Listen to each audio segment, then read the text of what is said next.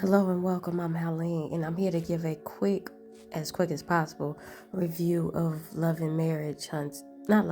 Huntsville, Real Housewives of Potomac.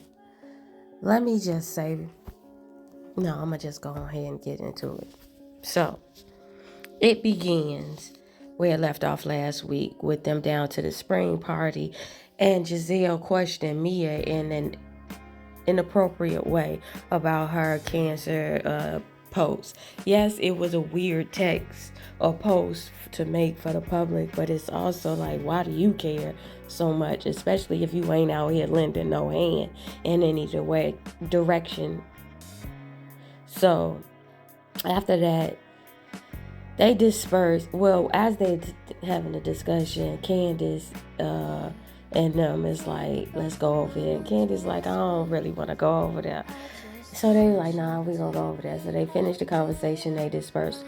Katie show up with her haircut, and Sharice, Mrs. Karen, Ashley, and Candace get along, and everybody celebrating that. Katie is Ray's crush, and she grabs his butt. Candace is going to the Grammy, so she got to leave the party early. Karen gives a speech, and I guess the summation of the speech is the grand dame is back. Here's another thing. Down to the confessional, Giselle was discussing how something was backwards about. No, she goes, only Karen will throw a spring party at a Mexican restaurant. My question is, what's wrong with a Mexican restaurant for a spring party? It's just Mexican food. You can't have Mexican in the spring.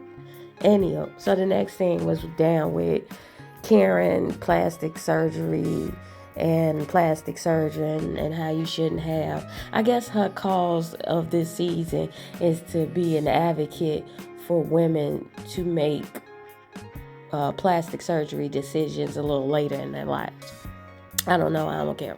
So Candace is living with her sister. That's what we found out in the next scene, because she at her house and her sister slide on them.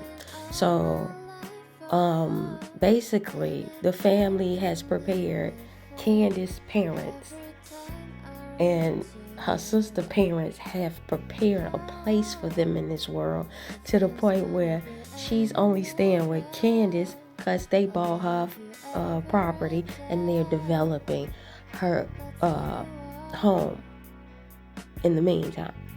So I'm always here for that. Prepare a place for me if you're going to birth me into this Mickey Ficky. But anyway, so Candace talks about her plans to get pregnant that year. This is the thing, I'm really not caring about the IVF, whatever it is, storyline, because I feel like I've seen this before in multiple runs, and I'm really not interested in that. I'm more interested in your music career, Candace. But anywho, so Candace is not gelling well with Chris' work schedule, and that was shown the first episode. I was bored with that part too. So Ashley has a play date with this woman she met at one of the kids' play things. They discussed if Creepy Mickey, Michael Darby, and Ashley still are together, because it all looks weird and sound weird how they divorcing, quote unquote. Now here's my thought. I think it's a scheme so Michael don't have to be on the show and he can avoid reunions outright and avoid being held accountable to any actions, both present and previous actions, that he has yet to be held accountable to. But anyhow, so then they talk about TikTok, how she living her best life on TikTok, and she is going to have this dance class in heels. So this random person is going to ask Ashley, so you're going to invite everybody? And you know that question, whenever posed in a reality show, means that you're asking, is she really going to invite insert whoever the so-called enemy or ops is. So the ops in this context is Candace. And my question is, why is this rando asking this? The next scene is with Batman and Robin at the restaurant. Batman and Robin might be. I might have to come up for another name with Robin and Batman because Robin ain't playing sidekick no more, and I'm loving it. So anyway, Robin must be making money off them hats. Cause she moving different. She moving with an air of confidence I have yet to see that I have been begging for since I watched this show. Cause she been up under Giselle so tough. It looked like she didn't have a mind of her own. But anywho, so Robin goes to holding Batman accountable for a bunch of stuff. First, it was telling her business when she was running down the fact that Ashley's divorce looked weird compared to everybody else's divorce. And she told the context. Robin in a confessional told the context of the information that Batman was spilling down to the spring party. She wasn't leaving Juan's name off of the deed per se, but it was an strategy to have a lower cost or a lower interest rate on their mortgage because foreclosure fucked up his credit, whatever. So the second thing she held her accountable for was like, I really don't want to be in a space to be doubting friends just because I don't agree or I don't think all that they're telling me is all that is true. So, and that really is concerning Beelzebub headed ass, and or I should call her what she told us to call her last reunion, and that's Darby Barbie and Creepy Darby still getting a divorce or being together, whatever. And then third thing she brought up was her poor delivery with Mia. It's like, yes, everybody had that concern, but the way you went about communicating that concern, and she has never had tact with me or to me when I watched her be the producer in scenes, Giselle, because essentially Giselle always be producing. And I be feeling like everything is for a moment when she's in the scene. And this episode kind of proved it to me, especially when it got to that Candace part. We'll get to it. But anyway, so sitting at the table at this restaurant between Batman and Robin, Robin brings up that she went down there to see Ashley and she was shopping for her new house she bought. Ashley then brings up the fact that Chris, quote unquote, slid in her DMs at 2:42 in the morning. And Robin is like, no, he slid in the DMs inviting him to the W, inviting Ashley to the W. Excuse me, I'm a little bit discombobulated. But Robin had to check her like, you do know that Chris works at the W? And then Robin is the one who went down to the confessionals and put it in real context how this DM situation happened. He responded to a story. And I know what it is to respond to a story. It ain't that deep. It's like, girl, I see a picture. Oh, you out, girl? Then slide over here. We've never heard this context in these years that they've been on this show. Now all of a sudden this is the narrative. It seems like they want to replace Barbie's creepy husband with Chris to like mirror Candace situation to Ashley's situation in some way to like get a get back. See, everything be looking produced nowadays as I watch it. Anyway, so as Robin tells Giselle this, Giselle was like, he did slide in the DM. And matter of fact, speaking of making people uncomfortable, he made me uncomfortable down to the reunion when he said he wanted to speak to me. Because he said, can we talk? And he asked to come back to my room. And I was cool with it because I had glam. But when I got back there, wasn't no glam. And then he proceeds to talk. And Robin asked, so what happened? Did he do anything?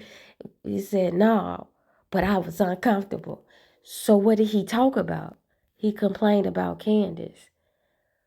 Robin was like, so he was venting, basically, she said that. And so Batman, I ain't even gonna call her Batman in this. Robin gets to stand alone. The green-eyed bandit, that is Giselle, is gonna say so. He was wrong, and I don't appreciate it. Cause when I went and told my glam about it, he gonna say he the one who told me bye, so he knew you was in that room by yourself. He asked to speak to you, not with the perception that I'm assuming, not with the perception that you would have an audience. It seemed that he asked to speak to you because he wanted to speak to you about his wife.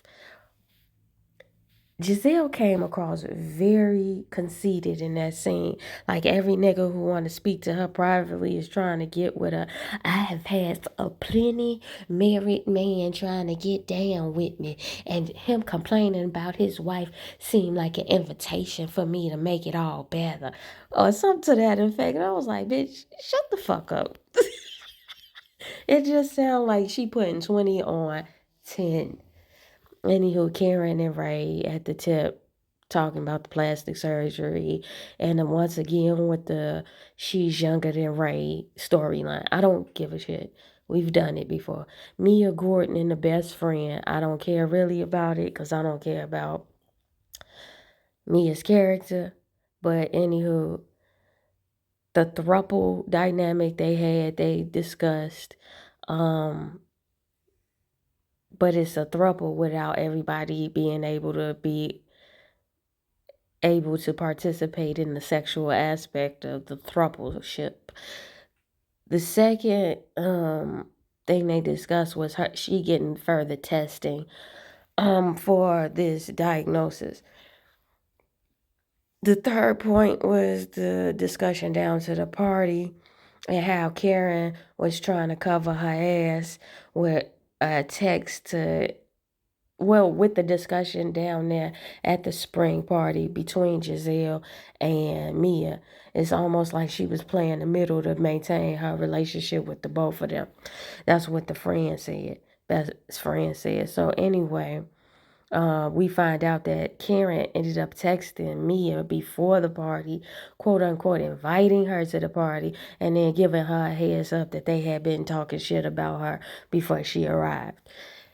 Then Batman, they brought up Batman down there to the conversation, and Mia said that Batman called her first and then texted her, and she didn't answer the call nor did she respond to the text. Well, from our vantage, be it editing or with producing, but it just seemed like Jizzy texted her. So I don't know if Mia is putting 20 on 10 or is that the real order of events. But anywho, so Ashley goes to this dance class.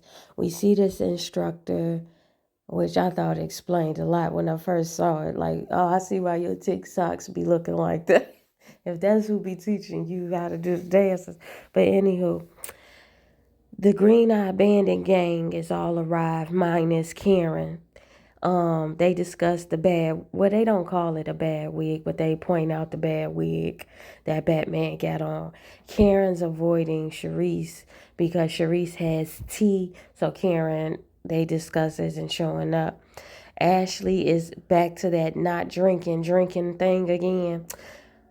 So they bring that up, and then Charisse arrives as the discussion happens between Ashley and Giselle about the dynamic of the conversation that they had at the spring party about her divorce and how aggressive Giselle was in her tone about the divorce. And I'm really looking at Giselle the same way everybody was looking at Candace when she was bringing up the fact that Ashley was drinking that season. Giselle is giving real thirst bucket teas. Like, I take divorce real serious. Lies you tell, ho, you was playing too in our face. And to Ashley's point,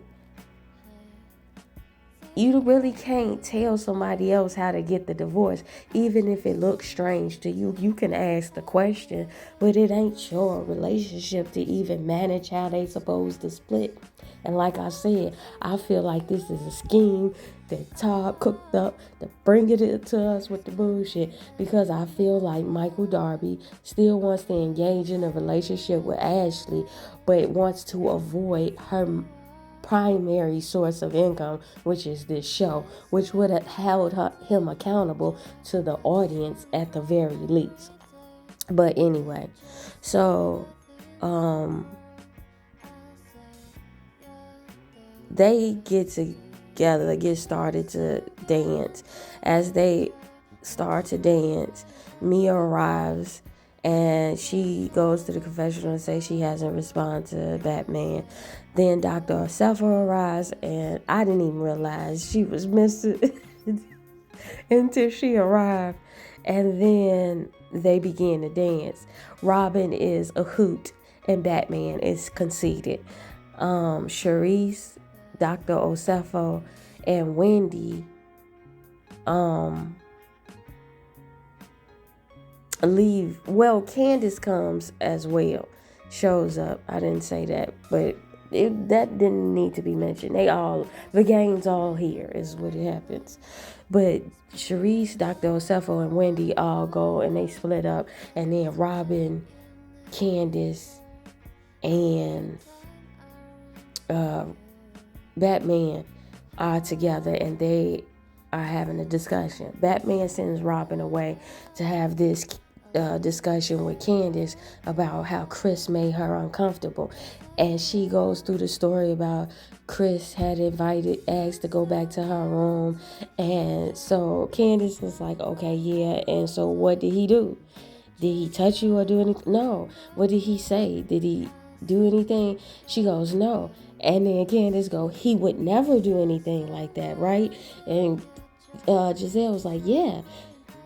So then Giselle was like, but that doesn't negate that I felt uncomfortable. To me, though, if you felt that uncomfortable with this man being in your room alone, why didn't you try to tell his ass to leave? We'll pick up this discussion at another date or something. You're an adult. Why are you infantilizing yourself as if you were left alone with a grown man and you're a child or something? He asked you to come to your room and you said it was okay. When he gets there, you see your company has left. As soon as you saw that, you could have dismissed him immediately. This little storyline is like really a reach. It's an ankle breaking reach. But anywho, so Candace, as this conversation is going down, and Giselle is like, you can't dismiss the fact that I felt uncomfortable. You can't dismiss that. And Candace stares at the camera and goes, are we doing this right now? And then she picks her purse up, gathers herself, and call upon the producers, and then tells the producer, listen, what we not gonna do is pretend like my husband is the creepy Darby that y'all had available to make a storyline out of with his actual actions. But what we not gonna do with my husband is fabricate a dystopian reality, alternate reality of this man who's been grab assy, and he has yet to do anything close to grab any ass or anything like that. And then it goes to the end, fades to the blossoms. Raw, you know what I would say about this episode? It was decent.